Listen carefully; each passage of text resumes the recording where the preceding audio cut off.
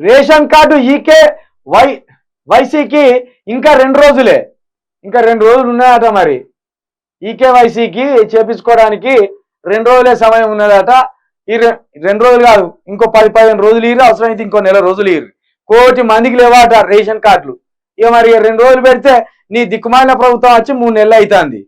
3 నెలల్లో ఇంకా ఇంకా ఇంకా దరఖాస్తులు తీసుకున్న దగ్గర ఉండే. మరి ఆ 1 కోటి మందికి కావాలంటే ఇంకో నెల రోజులు పెంచిగా ఎట్లయినా రేషన్ కార్డుకు లింక్ పెట్టినావు కదా. ఇక బెత్తం నీ చేతులు ఉన్నది, పెయ్యి మాదైపోయింది. నువ్వు ఎన్ని కొడితే గన్ని పడాలి మేము, అంతే.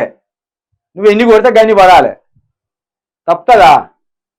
మిడకబాట పాము కర్వక తప్పుతుందా? ఎన్నిసార్లు అని ఓపిక పడుతుంది. ఇట్లా వేసుకొని ఊవి క్యాటలాడితే ఏం చేస్తే ఏదో ఒక రోజు కాటేస్తుంది. ఇప్పుడు నువ్వు కూడా గట్టే తయారైనావు, మా మెడకు పడ్డావు పాము లెక్క. ఇక ఎప్పుడు కాటేస్తావో తెలియదు మమ్మల్ని.